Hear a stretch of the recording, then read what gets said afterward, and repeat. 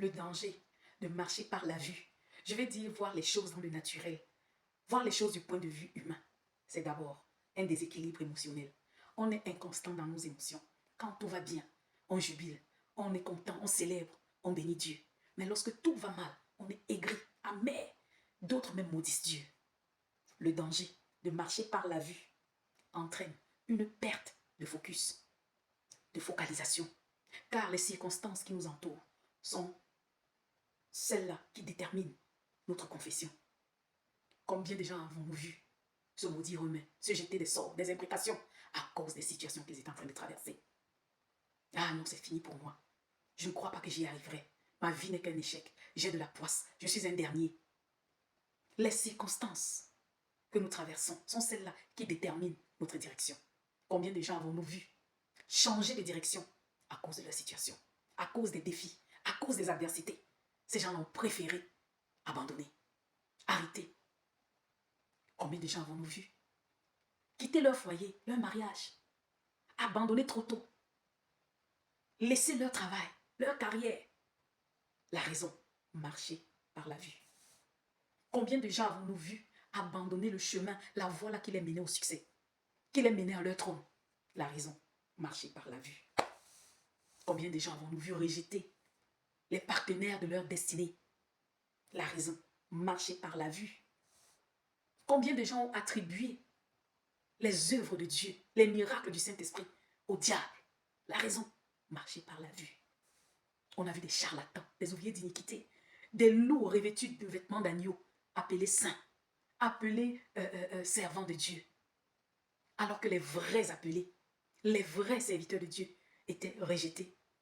La raison, marcher par la vue. Les campagnes de calomnie, les préjugés.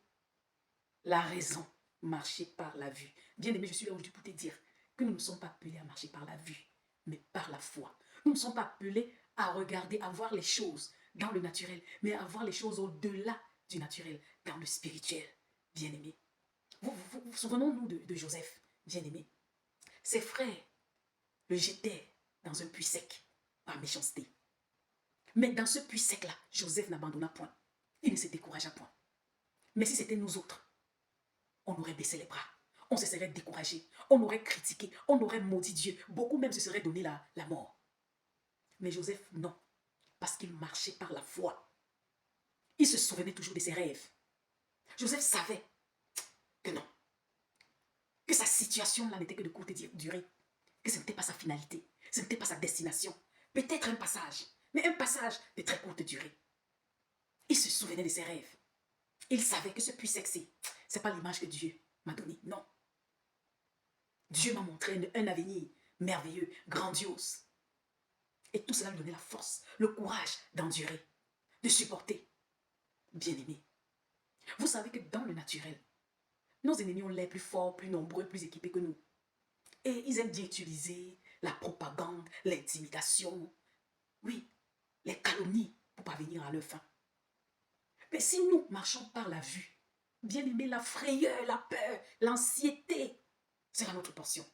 Mais si nous marchons par la foi, alors on sera même de savoir que ceux-là qui sont pour nous, qui combattent pour nous, sont plus nombreux que nos ennemis. Aujourd'hui, je suis là devant toi pour te dire que c'est possible de marcher par la foi. Je viens aujourd'hui te dire, refuse de marcher par la vue. Refuse de voir les choses du point de vue humain. Décide-toi de regarder les choses avec les yeux de Dieu, selon la perspective de Dieu. Bien-aimé, refuse de te laisser entraîner, balancer, ça et là. Ne te laisse plus emporter par ce que tu vois, par ce que tu entends, ce que tu lis, mais examine toutes choses à la lumière de la parole de Dieu. Le Saint-Esprit étant notre enseignant, nous conduira dans la vérité.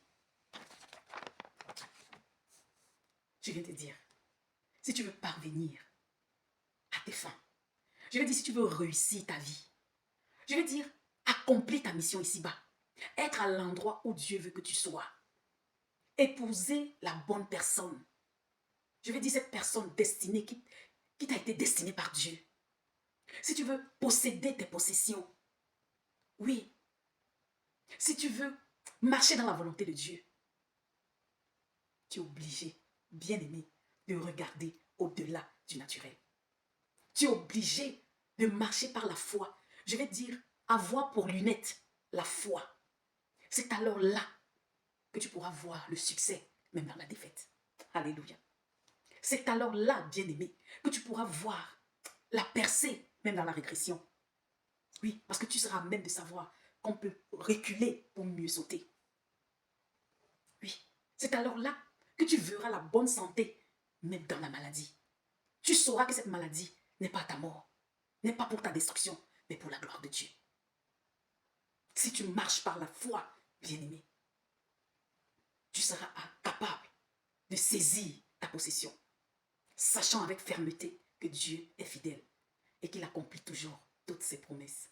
Sois béni abondamment.